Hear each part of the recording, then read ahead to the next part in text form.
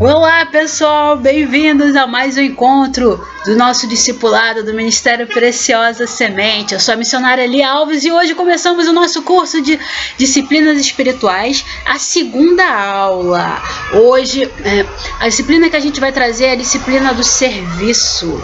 Olha que interessante. O discipulado traz orientações práticas para o crescimento e amadurecimento espiritual, dica de leitura, ferramentas para você avançar. Para você avançar, evoluir, subir de patamar, melhorar essa dislexia. Tô brincando, dislexia sou eu. Melhorar a sua vida e a vida dos que estão à sua volta. E desde já quero agradecer o comprometimento de vocês, a boa vontade, a disposição de estar aqui. É por você que eu tô aqui, querido, para você poder pegar e ser um cristão muito melhor. Eu sou só um microfone aqui, trazendo coisas para legais para vocês. E vamos lá. A nossa aula hoje vai ser dividida em primeiro. Vão ser em 6 partes.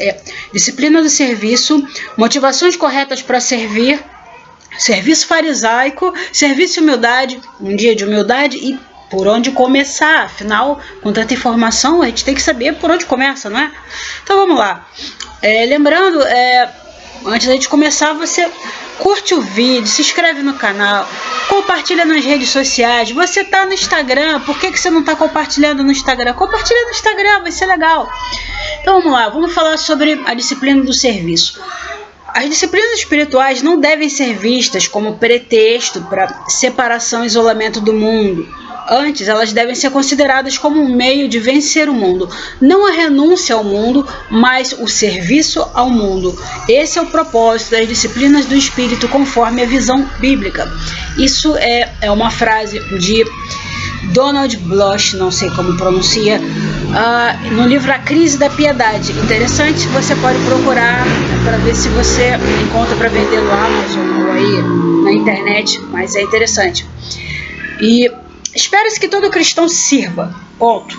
Servir a Deus não é tarefa para casualmente interessados, porque dá trabalho. É um serviço custoso, né? Custa alguma coisa.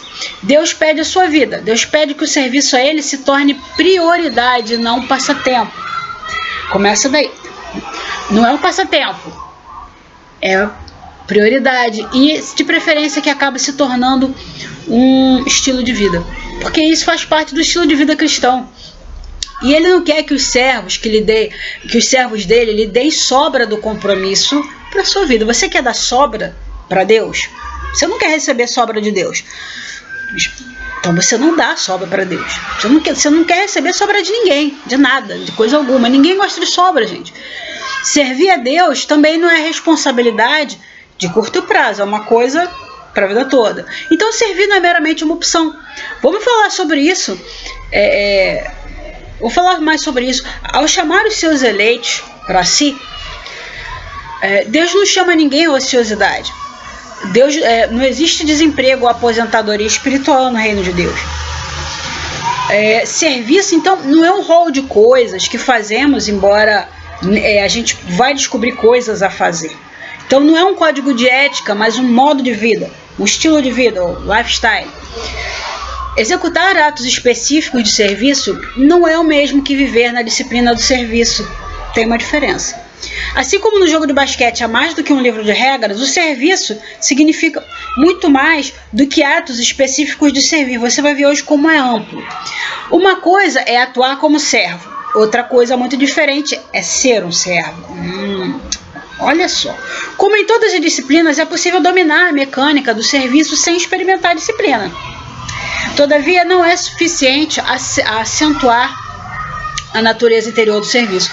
Para que o serviço seja serviço, no sentido que a gente está falando de disciplina espiritual, é preciso que ele tome forma e conformação no mundo em que vivemos. Ele tem que fazer diferença. E ele tem que ser praticado no mundo que a gente vive. Não é um serviço, é uma disciplina espiritual, mas se manifesta aqui. Afinal, somos íntegros, né? Somos 100%, somos completos. Devemos buscar, então, perceber qual a semelhança do serviço na nossa vida diária, ou, no caso, buscar saber como exercer o serviço na nossa vida diária. Porque é uma coisa para você fazer todo dia, qualquer hora, em qualquer lugar. Então, você tem que buscar algo que você possa fazer a qualquer hora, em qualquer dia, em qualquer lugar, e que seja um serviço cristão. A disciplina de servir, eu vou explicar mais. É assim, embora o chamado de Cristo ao serviço seja a forma espiritualmente mais grandiosa e nobre de viver a vida, ele é tipicamente tão corriqueiro quanto lavar os pés de alguém. O exemplo que a gente tem de serviço é Jesus lavando, né, naquele momento que ele lava os pés dos discípulos e tal, que ele é o momento mais emblemático para falar de serviço espiritual. Mas era algo corriqueiro para eles. Hoje o pessoal faz cerimônias de lava-pés, aí vai um lavando o pé do outro na congregação. Mas é anacrônico, porque hoje a gente não tem o hábito de lavar o pé de ninguém, muito menos em época de quarentena. Então, a gente entende o ato simbólico, o resgate, a função memorial desse ato, mas não tem o impacto que tinha naquela época fazer algo assim. Tá? Acho que hoje, para a gente entender melhor, talvez se lavar o carro do irmão, talvez fosse uma coisa mais corriqueira. Porque a gente não lava pé de ninguém hoje, cara. Então é complicado de você entender a força e o impacto que aquele ato tinha, porque era tão simples, era algo tão pequeno assim de fazer que não dava para que isso impactou na época, mas hoje a gente tenta entender, mas é difícil entender a força, né, a expressão daquilo ali. Mas o verdadeiro serviço, por outro lado, edifica a comunidade. Silenciosamente, despretensiosamente, o serviço vai cuidando das necessidades alheias e não obriga ninguém a retribuir. Ele não pede retribuição. Ele atrai, une, cura, edifica. O resultado é uma comunidade unida, talvez curada. E a questão é que o serviço produz resultados e não são apenas pés limpos. É resultado muito maior do que isso. O ministério de serviço pode ser tão público quanto da pregação ou do ensino, mas na maioria das vezes, vai ser tão isolado quanto cuidar do berçário. As irmãs que cuidam do berçário, cara, aquilo ali é serviço, porque tá na igreja, elas abrem mão da hora do culto para estar lá cuidando. Ninguém vai ver o bebê, não vai aplaudir ela, sabe? É um trabalho que a gente não vê, cara. São esses trabalhos invisíveis na igreja que sustentam a igreja, tá? É assim como o ministério de intercessão, é o ministério que sustenta a igreja e ninguém vê. Você nem sabe quem são os intercessores na igreja, você nem sabe. Qual a campanha de intercessão que está acontecendo agora? Eles estão em jejum? Estão orando? Estão ativos? Ninguém sabe. A galera é ninja, são invisíveis. O intercessor é ninja, cara, é invisível. Ele está lá altamente capacitado, orando, faca na caveira, mas ninguém vê. É igual a ninja. É engraçado. E pode ser tão visível quanto cantar, pode ser tão visível quanto cantar, né, como ministério de louvor, mas normalmente passa despercebido. Tão despercebido quanto, por exemplo, operar o som. As igrejas que tem aquele técnico de som que ninguém vê. Também mais um ninja, ninguém vê o cara que cuida do som, que tá lá cuidando para o som sair com uma boa qualidade, ninguém vê. Mas servir pode ser tão apreciado quanto um bom testemunho em um culto de adoração, mas tipicamente é tão ingrato quanto lavar os pratos depois da programação da social da igreja. Então, é trabalho árduo, tá? A maioria dos serviços, até aquele que parece mais glamouroso, é como um iceberg, cara. Só os olhos de Deus veem a maior parte oculta dele. A parte que geralmente as pessoas veem é mais light, tá? Mais light. Então, além das paredes da igreja, servir a tomar conta das crianças, dos vizinhos. Seu vizinho que precisou? Legal que você estava lá para servir. Seu vizinho, mas ele não é crente. Pô, mas ele estava lá precisando, não estava? Alguém tinha que servir. Ah, mas eu não vou. Cara, é serviço. Levar refeição para a família em processo de transição. Realizar tarefas externas para pessoas impedidas de sair de casa.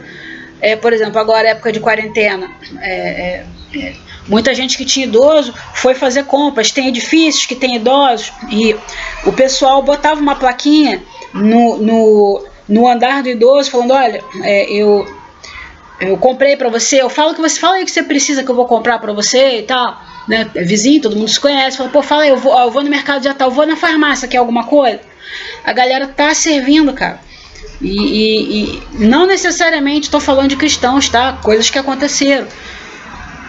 Então, assim, quem que acha um jeito de servir? Não se preocupe porque a demanda é grande. Se você quiser servir, você vai achar. E o que eu quero te mostrar é que é muito corriqueiro, não precisa ser criativo, tá? Porque a demanda é grande, mas assim, são coisas que ninguém vai ver, tá? Fornecer transporte para alguém que, pô, o carro quebrou, pô, como é que fulano vai levar os filhos na escola, vai levar no médico, pô, o carro quebrou, pô, dá uma carona. Alimentar animais domésticos daquela pessoa, se ela for viajar. Regar planta para quem tá de férias, né? A pessoa saiu, pô, a planta vai morrer. O mais difícil de tudo, ter o coração de servo no lar. O ato de servir é tão trivial quanto as necessidades práticas de quem você procura suprir. Então é por isso que servir a Deus tem que ser uma disciplina espiritual, tem que ser uma coisa feita, sabe, de maneira disciplinada, consistente. A carne, gente, ela conspira contra a falta de notoriedade e a mesmice em servir. Porque, pô, se tu quis ajudar teu vizinho, o que você tem? Cara, eu tô precisando de alguém que lave a louça. Pô, mulher grávida, caraca. Quando eu engravidei, assim que eu tive aqui, eu ouvia todos os pitacos do mundo, e todo mundo queria ajudar, mas era tanta gente querendo ajudar que me oprimia aquilo ali, porque eles me diziam o que fazer, e eu que tava esperando a hora que alguém ia falar, pô, olha só, eu vou lá lavar a louça pra você. Ninguém veio oferecer pra lavar a louça. Eu vou lá, como é que você tá aí com as fraldas? Eu te ajudo a lavar a fralda. Outra coisa que... Bom, a gente tem duas que estão grávidas. Até tem mais, se tiver mais avisa. Olha só, vou falar coisas que as puérperas, né? Você teve neném, você tá em puerpério. Cara, toda mãe, um neném recém-nascido, quer que lave a porcaria do banheiro. Vai alguém lá lavar banheiro. Vai lá, nasceu o neném. Olha, você já chega lá com material de limpeza, cara. Agora tá em época de quarentena, mas... guarda isso pra sua vida. Você vê alguém que tá grávida, você já anota o teu dia, tira um dia pra tu ir lá lavar o banheiro, pra dar faxina na casa na minha casa vieram, tá? Teve um mutirão do bem, vieram aqui, pô, eu vindo do hospital, a casa precisando ser limpa. A André tava direto comigo e trabalhando assim, pô, virando noite lá, e aqui comigo não dava pra ele arrumar a casa, limpar a casa. A casa é pequena, mas beira de rua, muita poeira. Então a galera veio, limpou tudo. A casa tava um brinco quando eu cheguei. E, cara, isso foi muito bom, foi um alívio. Então, cara, são pequenas coisas. Ninguém vai aplaudir você porque você deu uma faxina na casa de alguém, porque você limpou o banheiro de alguém. Mas, cara, aquela pessoa vai te agradecer o resto da vida dela. Ela nunca vai esquecer. Você pode ter certeza disso. Então, assim, são coisinhas pequenas, entendeu? Não tenta fazer coisas grandes. Eu quero coisa... Não, cara, é o pequenininho, é o trivial, mas é que faz muita diferença. Eu lembro também que um dia eu tava com o maior barrigão. Eu fui no mercado carregando bolsa e eu tava com um monte de sacola e o rapaz veio, pô, quer que eu te ajude? Eu falei, pô, obrigado. Eu nem ia aceitar, porque tava leve, na verdade tava vindo da academia, pô, já pego o peso aberto, que é um pezinho do mercado, mas foi tanta boa vontade que eu vi que se eu não ajudasse, tipo, eu não vou ajudar, aí a próxima vez que ele ver uma mulher grávida, ele não vai querer ajudar. Porque, não precisa. Eu falei, não, muito obrigada, agradeci muito e tal. Então, assim, serviço. Aquele jovem estava fazendo o quê? Serviço. Entendeu? Parece pouca coisa. Cara, você é jovem, você vê um idoso carregando uma sacola pesada, pergunta, quer que eu te ajude a carregar? Eu vou até ali, não precisa nem até a casa da pessoa. Olha, eu vou até ali, você quer que eu ajude a carregar? Cara, pergunta. Cara, não é nada, mas faz muita diferença. Entendeu? Primeiro que você vai ter tempo para conversar com a pessoa. E isso também é serviço, você vai ver mais à frente. Então, a maioria dos serviços não é glamuroso, tá? Mas é por isso que tem que se tornar disciplina. E o que acontece? A carne conspira contra a falta de notoriedade e a mesmice de servir. Dois dos nossos pecados mais mortais, preguiça e orgulho, são totalmente antagônicos ao serviço. E quem é orgulhoso não quer servir ninguém. Quem é preguiçoso também tô cansado demais, não dá, vou depois. E quem é procrastinador também, vou deixar para depois eu vou lá e ajudo, só que aí passa a oportunidade. Então você vê, o serviço ele já sai cortando em vários lados. Se você olhar os benefícios que você tem em servir, no sentido de disciplina, de batalhar contra a carne, caramba, ele é muito bom. E esses pecados, ele embaça nossos olhos e coloca corrente nas nossas mãos e pés para que a gente não sirva como a gente sabe que deve e precisa, ou até como a gente quer. Às vezes você quer, mas a preguiça te domina, né? O orgulho, sabe, é uma corrente no teu pescoço, não deixa, não, eu não vou, porque fulano, quando eu precisei, não me ajudou, agora eu também não vou. Cara, o que teve uma coisa com a outra? Você não pode ser um pouco mais complacente, um pouco mais condescendente, mais perdoador? Olha aí, o serviço te botando em xeque.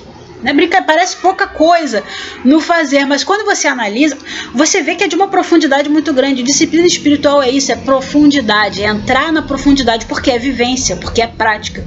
E se a gente não se disciplina para servir por causa de Cristo e por causa do reino, para alcançar piedade, você vai servir, ou servir, entre aspas, ocasionalmente, quando for conveniente, ou quando tratar de um autosserviço que você serve porque é bom para você, assim, no sentido que você vai ter um benefício em troca, mas aí o resultado vai ser uma quantidade, uma qualidade de serviço que no dia da prestação de contas com Deus você vai ter até vergonha, você vai preferir nem lembrar desse dia. Então, aqueles que desejam ser treinados na espiritualidade em semelhança a Cristo, seguindo o modelo e o padrão de Cristo, vão descobrir que esse é o meio mais certo e mais prático de crescer na graça. Nem todo ato que pode ser realizado como disciplina precisa ser realizado como disciplina. Muitas vezes é possível servir aos outros simplesmente como um ato de amor e justiça. É simples, sabe? Não tenta formalizar o serviço. Não é uma coisa religiosa, é amor, é espontaneidade, tá? Então, sem considerar como isso vai poder aumentar as suas habilidades de servir a Cristo. Você serve a pessoas que, caramba, você serve a Cristo que você não vê, mas se você consegue servir a pessoas que você vê, vai ficar mais fácil servir a Cristo. Entendeu? Porque você não vê. Então, certamente não há nada de errado em fazer, em servir, de que seja lá de que forma for. Mas, se quando você serve com essas, assim, por altruísmo, por amor, por espontaneidade, desse modo como eu estou falando, cara, isso vai te fortalecer espiritualmente. E eu posso servir aos outros como exercício para me afastar da arrogância, da possessividade, da inveja, do ressentimento, da cobiça. Nesse caso, meu serviço, aí então, eu posso assumir como disciplina espiritual. Por exemplo, eu percebo que eu tenho um temperamento típico de quem gosta de aplauso. Gosto muito de aplauso. Então, o que eu faço? Eu vou procurar serviços que eu possa fazer e que eu não vá ter aplausos, porque eu preciso me livrar, eu preciso fazer coisas sem aplauso para eu saber que eu sou capaz de fazer coisas sem ser aplaudido. Ou eu faço coisas por orgulho, por arrogância. Eu vou procurar, entendeu? É notório, dá para ver como você combate uma fraqueza sua através do serviço. Por isso ele te fortalece. E vamos para a parte 2, motivações corretas para servir. As razões e motivações importam no serviço que oferecemos a Deus, né? A gente sabe disso. A Bíblia menciona pelo menos 5 razões para servir. São elas: obediência, gratidão, alegria, amor e humildade. Pelo menos essas 5 aí, tá? Não sei se você conhece aquele louvor Amazing Grace, muito, muito famoso. E se você não conhece, bota Amazing Grace com Aretha Franklin. Procura no Google, vai ouvir. Meu Deus, que som! Ela foi da igreja um tempo e largou o chamado e tal. Não tô julgando, não. Só tô te falando que não é sempre, você não vai sempre achar ela na igreja, mas era alguém que tinha um chamado. Que voz, uma das maiores vozes de todos os tempos, assim. Procura Amazing Grace com Aretha Franklin. E tem uma outra. Procura também com Yolanda Adams, Amazing Grace com Yolanda Adams. Ela é evangélica, ela é tatuante. Gente, que voz! Ó, ouve e depois me fala.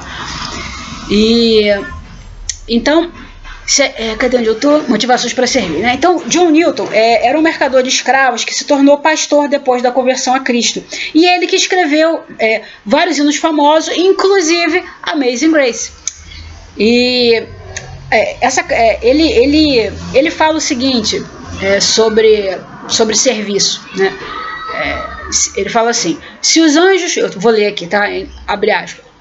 Se 2 anjos fossem receber ao mesmo tempo uma comissão de Deus, um para descer e governar sobre o maior império da terra, e o outro para ir e varrer as ruas do seu mais insignificante vilarejo, seria uma questão de indiferença total para eles qual serviço lhes seria atribuído, o cargo de governante ou o cargo de gari, porque a alegria dos anjos está simplesmente na obediência à vontade de Deus. Você pode imaginar algum daqueles anjos se recusando a servir?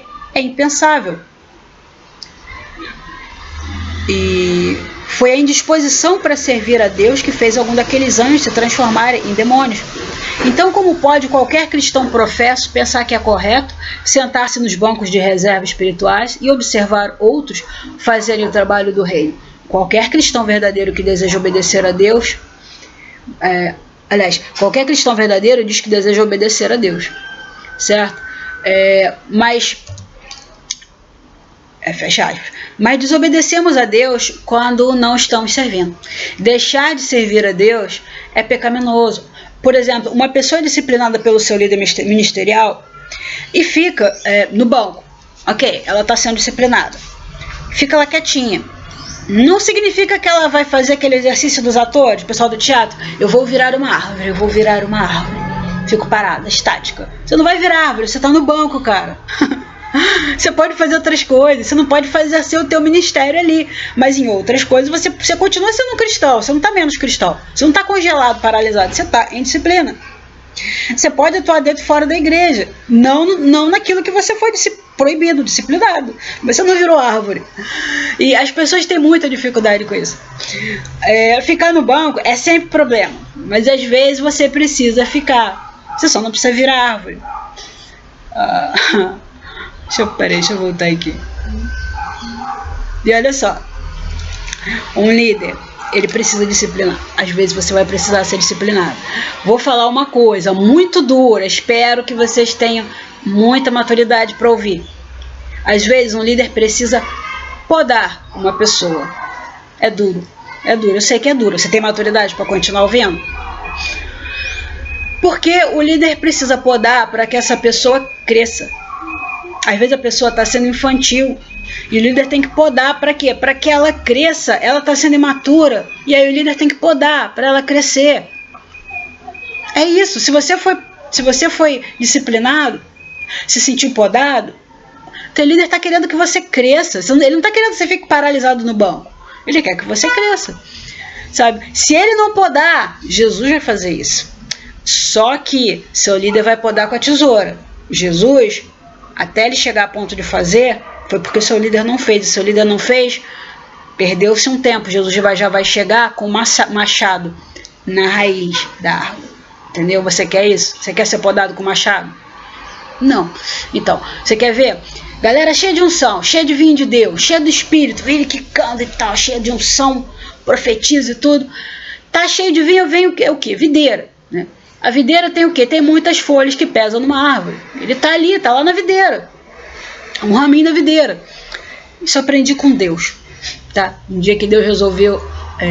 eu estava com a base missionária do Ninho das Águias e Deus resolveu podar o Ninho das Águias. Deus falou, vou podar o ministério. E a gente estava fazendo um trabalho lindo. Eu falei, mas Senhor, vai podar. Pois está começando a crescer agora. Ele pois é, mas vou podar.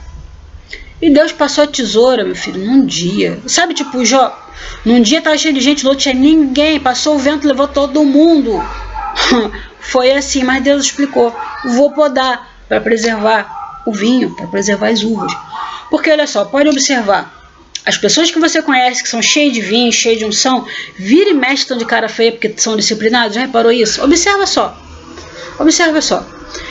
Eles pensam que não deviam ser disciplinados porque estão cheios de unção. Eu sei porque eu conheço muita gente, no trabalho missionário, a gente conhece muita gente de outras igrejas, de outros ministérios, gente que está palestrando, gente que está atuando, fazendo caravanas aí de missão. E esse pessoal fica muito aborrecido quando é disciplinado, né? Mas a verdade é que eles são disciplinados, eles acham que não podem ser disciplinados porque estão cheios de unção, mas na verdade eles são disciplinados porque estão cheios de unção. Entendeu? É por causa da unção mesmo, porque eles precisam amadurecer para lidar com todo aquilo ali que Deus está dando para eles. Então, se você não entender que Deus é amor e que o reino de Deus é amor, você vai ter dificuldade com o reino, vai ter dificuldade com liderança. Porque Deus é amor, a igreja é amor, o pastor é amor, seu líder é amor e a disciplina dele com você também é amor. Entendeu? Então, voltamos aqui, fiz um parênteses aqui. Vamos lá. Porque motivos para servir a Deus, gratidão. Não é pesado servir a Deus quando consideramos que grandes coisas Ele tem feito por nós. Você está lembrando do que é não conhecer a Cristo? Você lembra? Nessa época que você não conhecia Deus, você vivia sem Deus, não tinha esperança, não tinha resposta, você não tinha ninguém para te dar uma certeza de que amanhã seria um dia melhor, sabe? Era muito ruim. Se você não pode ser grato a Ele por isso, sabe? Pelo seu novo estado de que você, sabe? Porque Ele vive, eu posso crer no amanhã. Se você não tem gratidão, cara, esse nível de gratidão, sabe? Porque Deus é tudo, em todos, em tudo, sabe? O que mais pelo que... Então você não consegue ser grato em nada. Se você não consegue ser grato a Deus, sabe? Porque Ele vive, Ele vive e reina, caramba, não sei mais pelo que você poderia ser grato. Se você não consegue ser grato com isso, você não vai ser grato com muitas outras coisas mais simples. E por alegria, né? A gratidão é uma razão para você servir a Deus, a alegria também. O Salmo 100 fala assim: prestem culto ao Senhor com alegria. Não devemos servir a Deus de má vontade, carrancudos, né? Mas com alegria. Nas cortes dos antigos reis, os servos eram executados quando aparecia de cara triste ou cara feia, né? A gente que vê em Neemias 2:2, Neemias ele se entristece, está servindo o rei, ele ouve umas notícias ruins e ele chega lá diante do rei com uma cara, chegou de carão, cara feio, amarrado, triste, estava triste, mas carão, porque quem não sabe, tá de cara amarrada, estava triste, mas ele estava de cara amarrada, pois tinha que chegar com o rei com a cara muito boa, porque ele estava servindo o rei, né? E o que acontece? O rei vira para ele, pô, Artaxerxes, gente, vai ver esse rei. Você tá achando que o cara era fofinho? Vai ler a história. Reino babilônico, gente. O cara não era gente boa, não. O rei vira pra ele, o pessoal prega: Artaxerxes era muito amigo de Neemias, amigo. Neemias era copeiro, Artaxerxes era rei. Ele vira pra Neemias: seu rosto parece muito triste. Você não tá doente? Essa tristeza só pode ser alguma coisa do coração, né? O pessoal acha que era... que ele estava preocupado. O que ele estava querendo dizer, outras palavras, é o seguinte: olha, chegar aqui na minha presença, eu que sou o rei, com esse carão que você tá, eu podia mandar cortar a tua cabeça. Se você chega aqui com essa cara, é porque deve ter alguma razão muito simples. Eu vou até brincar com você, tá? Brigou com a namorada, Neemias? Tipo assim, eu vou te dar uma chance para não cortar a tua cabeça. Era isso. Naquela época, se chegasse de cara feia, cortava a tua cabeça, gente. Você viu, imagina, você viu o rei, gente, matava um parente pra troco de nada, matava tudo, eles tinham autoridade pra matar, gente, matava, ele cismou com a tua cara, qual manda cortar a cabeça, manda enforcar, era assim. E Neemias, ele fala, não, aí o Neemias se retrata rápido, não, eu tô com medo, porque, sabe, a coisa não tá legal, né? Porque o rei tá falando, olha, eu tô te dando uma chance de explicar. Se você não explicar, eu vou mandar decapitar. Você vai morrer, pronto, eu vou botar um cara que se me sirva alegre. Que eu não tô, você não tá aqui para ficar com essa cara, né? Então, não se age com desânimo, nem se fica amuado diante do rei. Anota isso, bota na sua, faz aquele post-it, bota lá, cola em algum lugar aí no teu perto do notebook, perto do teu computador, sua mesa de trabalho. Não se serve ao rei de cara amarrada. Por quê? Porque dá a impressão que você não quer servir o rei, ou que você está insatisfeito com a forma do rei administrar as coisas. Você chegar, porque assim, lembra que a gente falou de linguagem? Existe uma linguagem não verbal. Você chega diante da máxima autoridade, que é o rei, com uma cara de insatisfação, amarrada, carrancuda, considerando que isso é uma linguagem, você está comunicando ao rei e a todo mundo que está te vendo que você está insatisfeito com a forma como o rei administra as coisas, com a forma como o rei governa. É isso. E alguma coisa vai mal se você não consegue servir a Deus com alegria. Eu posso entender, porque a pessoa que serve a Deus só por obrigação não serve com alegria. É fácil de entender, ela só serve por obrigação. Posso entender porque a pessoa que serve a Deus tentando ganhar o céu também não serve com alegria. Porque ela não entendeu nada, então eu entendo.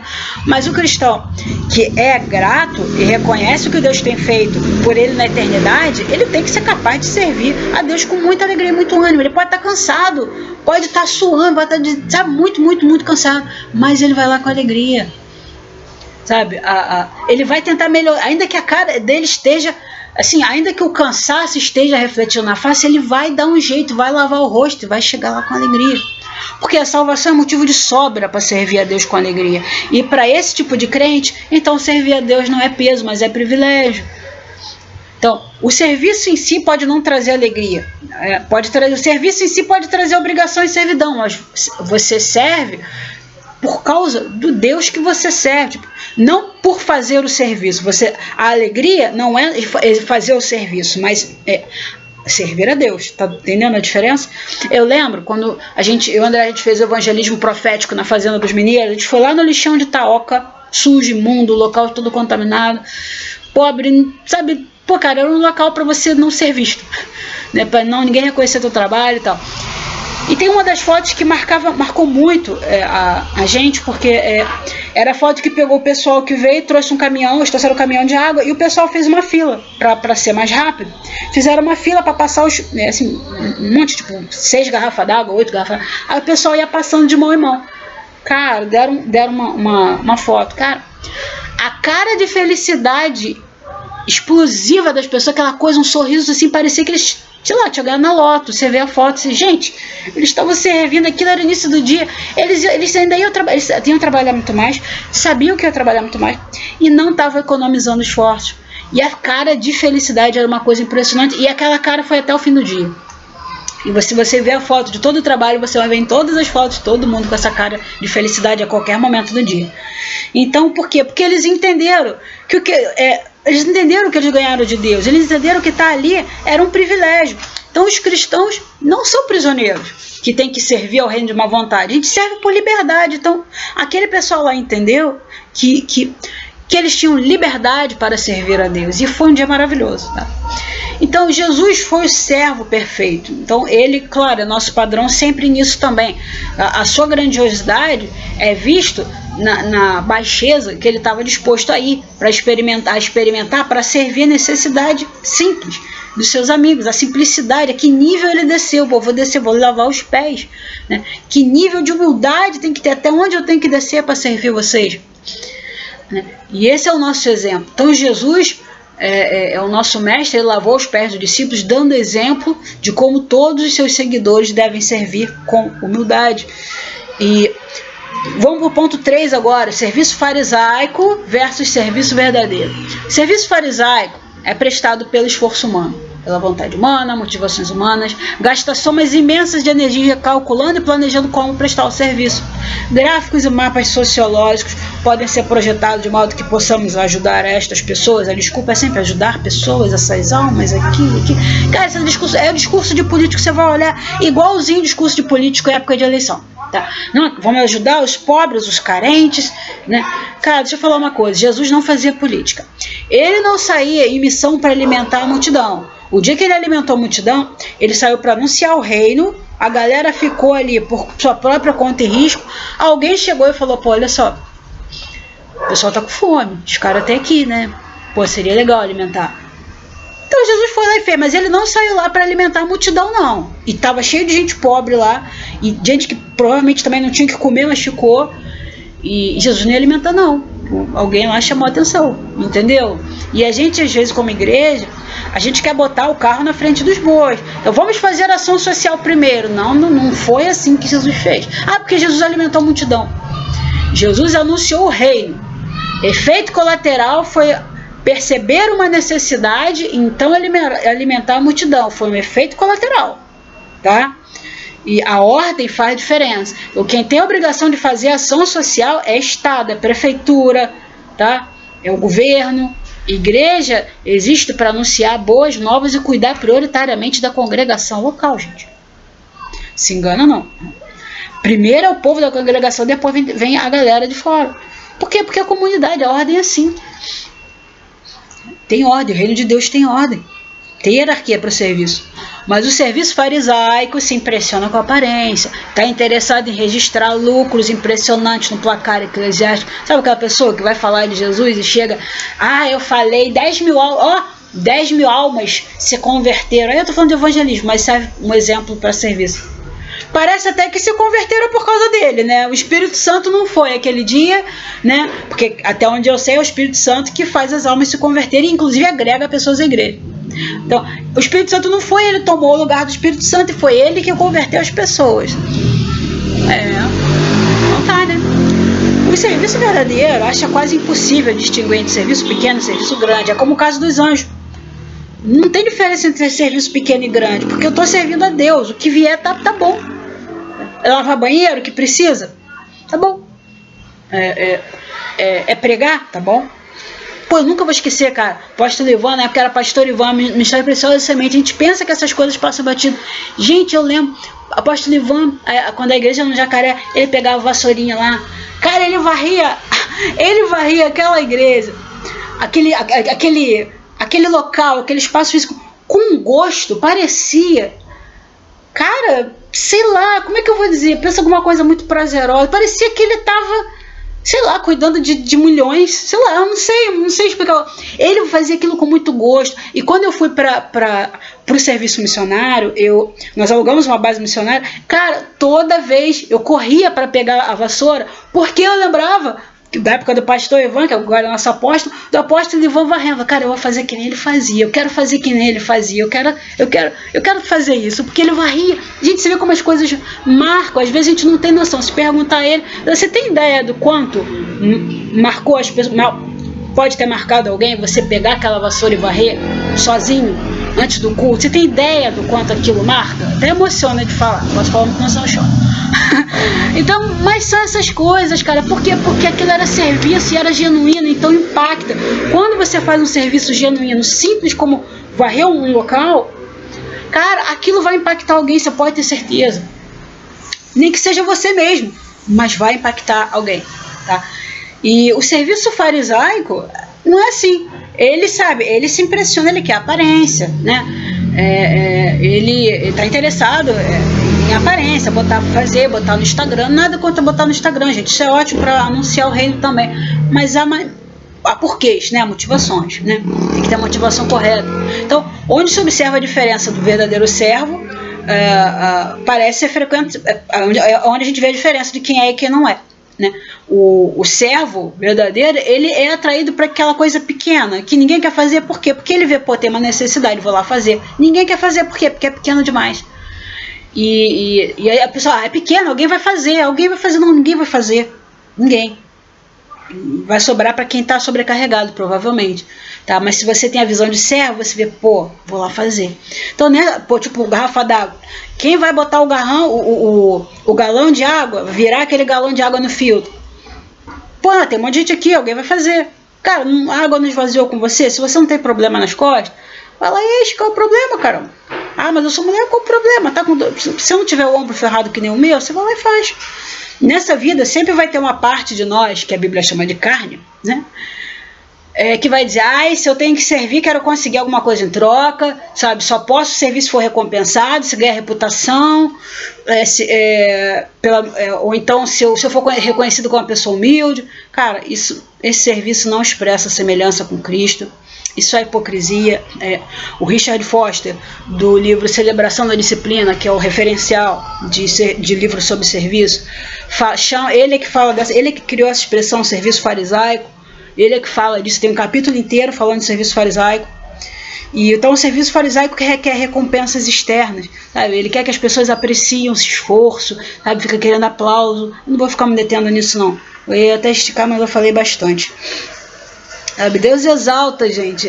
Deus exalta os homens no tempo dele, sabe? Você consegue orar para que o ministério dos outros prospere? Quando o seu, de repente, está nas sombras, ninguém está vendo. Cara, de repente você é o suporte para o ministério de alguém. Sabe Paulo e Silas? Paulo e Silas não, o discípulo lá. Todo mundo fala de Paulo, mas Paulo teve ajudadores que ficaram assim nas sombras. Ninguém viu, nas trevas, digo nas sombras, no sentido de ficar escondido na luz de Paulo. Ninguém viu, né? Mas os caras estavam servindo, e Paulo não seria o mesmo se não fosse esses caras. Né? Então o cristão, ele serve assim, o servo, ele é assim, ele não se importa, ele serve com humildade, porque isso ele sabe que isso está gerando nele um caráter semelhante ao caráter de Cristo, e essa é a motivação dele. Então vamos agora para serviço e humildade. Aliás, deixa eu ler só mais isso. Não tem melhor combustível para o serviço que queime por mais, sabe? Não tem melhor combustível para o serviço do que o amor, sabe? Combustível que queima mais tempo é o amor, que te dá mais energia para o serviço é o amor. Então, você ser movido pelo amor sem dúvida é o melhor combustível, que o amor já pressupõe a humildade, então já vai colocar o outro na frente, né? Então é mais fácil. Vamos para o quarto ponto, que é serviço e humildade. Mais do que qualquer outro meio, a graça da humildade é produzida em nossas vidas pela disciplina do serviço. A humildade, como todos sabemos, é uma daquelas virtudes que nunca serão ganhas por buscá-la. Você não vai ficar humilde buscando humildade, né? Então, quanto mais você busca, mais distante ela fica. É estranho. Eu pensar que somos humildes é a prova que não somos humildes. Se você acha que é humilde, cara, provavelmente isso não é. Então, muitos de nós supomos então que então não podemos fazer nada, não posso fazer nada. Se eu não posso buscar, não posso achar que eu sou, então vou ficar acomodado. Não, também não é assim. Aquilo, você não é uma árvore. Existe uma coisa que você pode fazer. Não é preciso atravessar a vida esperando que um dia caia um balde de humildade em cima de nós. Sabe, de todas as disciplinas espirituais clássicas, o serviço é a mais propícia para trabalhar a humildade. Sabe, ela te conduz, ela não gera, mas ela te conduz ao caminho de humildade. E ocorre uma profunda mudança no nosso espírito quando a gente inicia o exercício de servir com disciplina. Não é aquilo que eu falei, não é servir casualmente, é uma vida onde você sabe que tal dia, tal hora você vai servir. Você vai deixar sempre em aberto alguns momentos para o espontâneo, mas você vai ter alguns momentos, não, isso aqui eu vou servir, eu vou fazendo isso e isso. Por exemplo, eu não tem problema falar, gente, isso não é um problema. Eu dou leite materno. É legal, por exemplo, agora na UTI do Antônio Pedro tem trigêmeos, vão levar um tempo lá, legal, tem leite disponível. Pô, cara, eu gasto 30 minutos, uma hora, 30 minutos, depois 30 minutos, cheguei tempo de lavar, higienizar tudo. Mas, cara, um tempinho, pô, é nada para fazer diferença entre alimentar uma criança que pode morrer se não tiver um leite, uma criança que a mãe tá chorando porque não pode alimentar, não pode amamentar aquela criança, entendeu? E o leite materno, ele é muito mais forte, é incomparavelmente melhor, ele é vacina, é imunização. Então, assim, é uma maneira que eu arrumei de me disciplinar para servir. Você talvez encontre outras maneiras interessantes de servir, mas faça periodicamente. Procura. Eu vou me inscrever no Centro de Valorização da Vida. Nem sei se ainda existe isso. Mas, sabe, sei lá, se voluntariado, faz alguma coisa, ajuda os vizinhos, arruma um meio, né? E tem maneiras mais simples, a gente vai ver isso aqui, tá? Por exemplo, o dia da humildade, né? Nada como serviço para disciplinar os desejos loucos da carne, tá? Então a carne fica choramingando contra o serviço, né? Principalmente serviço feito em anonimato, ela faz igual a criança pirracenta, ela quer ficar de gracinha. Mas quando você faz o exercício do serviço assim, você crucifica a carne, por isso que dá resultado, porque quando você crucifica a carne, crucifica o orgulho, a arrogância e outras loucuras carnais aí, tá? Então a carne é inimigo mortal da humildade, então é necessário exercer a mais estrita disciplina diária para conter as paixões carnais. Então a carne tem que aprender, ela tem que ficar no lugar dela, ela tem que aprender a dolorosa lição de que ela não tem direito próprio, ela não manda. A carne precisa perder o senso de comando, essa coisa de eu estou no comando. A carne tem essa coisa, eu comando, então você não está mandando nada, você não manda. E é a obra do serviço anônimo que vai realizar essa auto-humilhação, sabe? E como a gente pode fazer um dia de humildade? Vamos ver possibilidades, né? Por onde começa? Lia, você já falou bastante. Por onde eu começo? Cara, eu dei vários exemplos. Você pode começar aprendendo a servir outras pessoas, com coisas corriqueiras e simples, né? Por exemplo,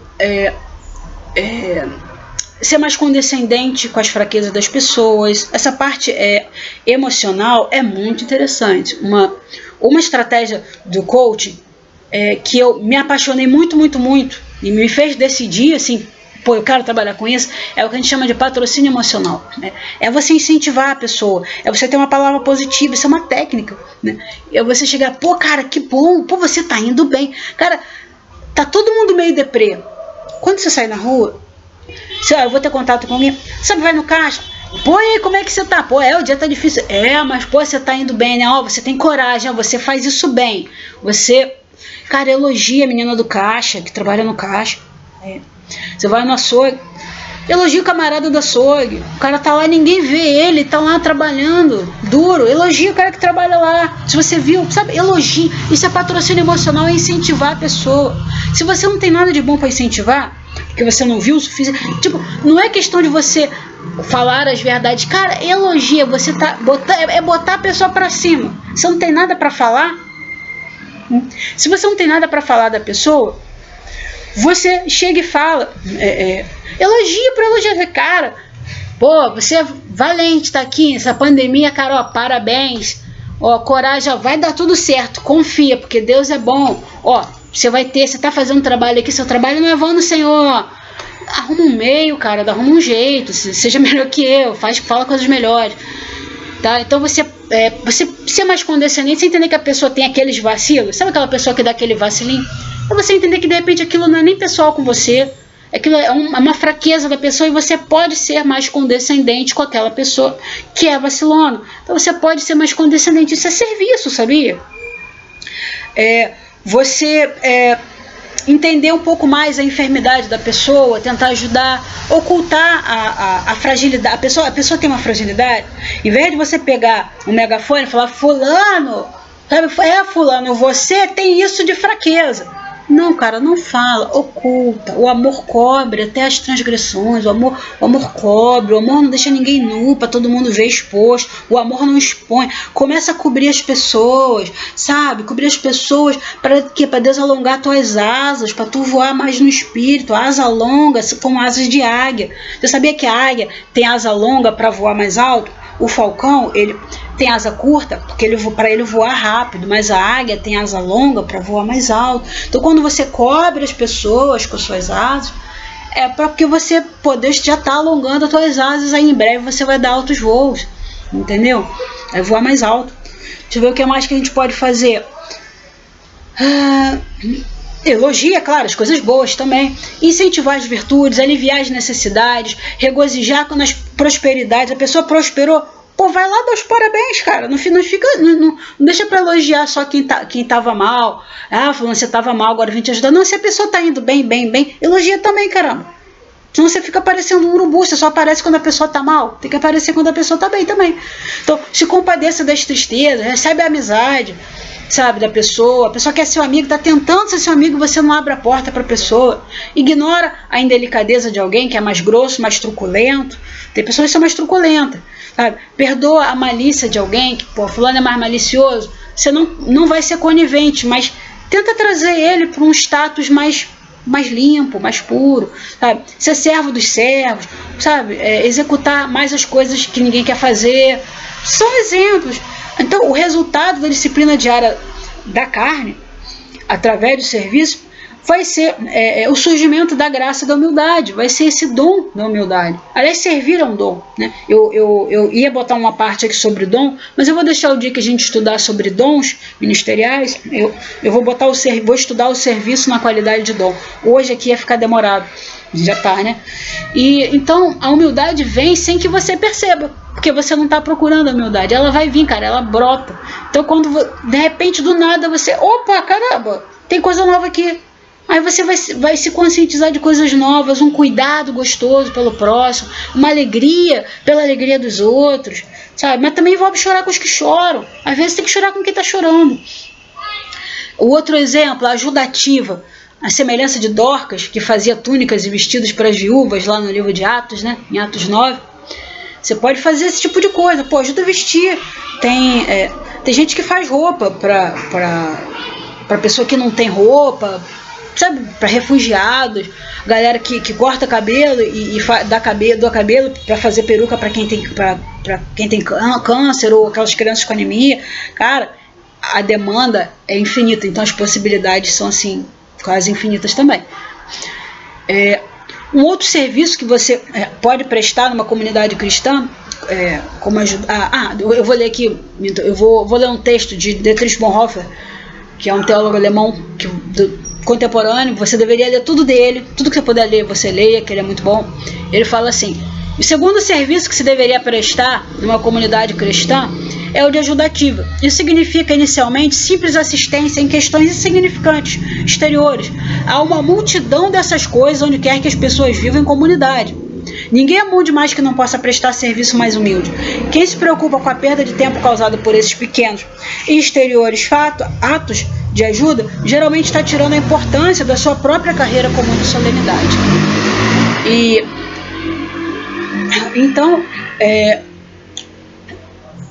tem coisas que são normais da gente pensar. Por exemplo, será que se eu botar para servir vão pisar em mim, vão querer fazer de bobo, vão se aproveitar? Cara, isso é a sua carne falando, querendo estar no comando.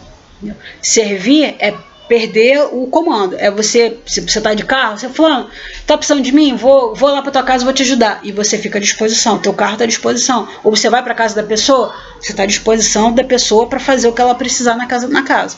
Entendeu? Tipo, você perde o comando. Que existe esse ponto é aqui que a gente vê a diferença entre escolher servir e escolher ser servo. Servir não significa se tornar servo, ok? Quando escolhemos servir, ainda estamos no comando. Mas quando decidimos a quem e quando servir, estamos no comando. Mas quando escolhemos ser servos, abrimos mão do direito de estar no comando. E aí vem a liberdade. Porque se você voluntariamente escolheu se dispor integralmente, não tem como alguém se aproveitar de você. Não tem como alguém roubar o seu tempo, porque você se dispôs. Não tem essa possibilidade de alguém se aproveitar, porque você se doou integralmente. Entendeu? Então, outro serviço importantíssimo, o serviço de proteger a reputação alheia. Você da pessoa que faz serviço, evitar participar de calúnia, de mexerico, de fofoca. O apóstolo Paulo ensinou a gente a não difamar ninguém, está lá em Tito 3,2. Podemos revestir a calúnia com a solenidade religiosa, fazer um ar bonitinho, clerical lá, botar gola clerical e fazer fofoca, mas vai continuar sendo veneno. Cara, eu posso pegar um copo de veneno, posso botar o veneno numa taça de cristal, uma tulipa de ouro, vai continuar sendo veneno. A mesma coisa com a fofoca. Você pode adotar aquele ar de santo, vice-querubim, vai continuar sendo fofoca, gente, vai continuar sendo veneno saindo da sua língua. Agora, você pode fazer o serviço de não participar e de não deixar os outros fazerem, refreando inclusive a língua. Tem um outro livro de disciplinas, disciplinas espirituais, esqueci o nome, eu estou usando aqui também. E o autor fala que na igreja dele, eles adotaram a prática como serviço, a disciplina de refrear a língua, né, das pessoas quando alguém viesse. Era uma disciplina entre os líderes, tá? Não era para o restante da congregação.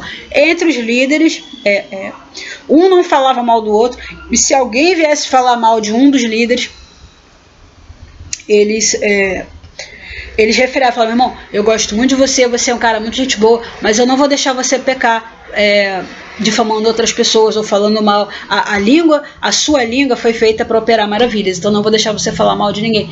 E cara, isso só entre os líderes, isso já foi uma benção. Então assim, imagina, né? Ministérios que são destruídos porque alguém falou uma mentira, né? Quanta coisa acontece porque alguém falou uma mentira. Então, não se trata de servir, não se trata de fazer um esforço titânico. Pelo contrário, é simples, é trabalho árduo, mas às vezes é muito simples. A questão é que é solitário, ninguém vai ver, é a unção da invisibilidade, tu vai ficar invisível. É fazer o que precisa ser feito. Anota aí, servir é fazer o que precisa ser feito. Então, faça o que precisa ser feito. Faça o que tem que ser feito. Não é o que você tem que fazer, é o que tem que ser feito. Tá? Porque se ninguém vai ver, ok, entre você e Deus, seu trabalho não é vão no Senhor. Amém? Vamos fechar com isso aí. Faça o que tem que ser feito. Ok? Fechou a hashtag? Faça o que tem que ser feito. Gostou? Usa essa hashtag aí durante a semana. Faz o que tem que ser feito, toma isso para a tua vida, tira um dia para você servir deliberadamente, faz disso um hábito na tua vida. Por falar em fazer hábito, ainda tá valendo o jejum, né? O jejum que eu falei na primeira aula, tem os motivos. Quem esqueceu o motivo, não assistiu a primeira aula, assiste a primeira aula para você ver que eu pedi um jejum, um dia de jejum na semana, e até o fim do curso. E quem tá comigo, eu vou querer ouvir depois testemunho. Tá? A palavra não cai vazia, né? A palavra vem de Deus, a gente só propaga. Então eu vou querer ouvir, se tiver testemunho, eu vou querer ouvir testemunho também, que a coisa vai ficar doida, tá? E eu creio que Deus vai fazer coisas,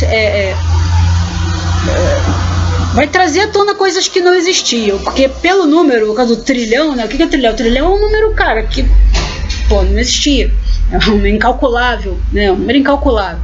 Então eu creio que são coisas muito grandes no sentido de que coisas que você nem imaginava, tá?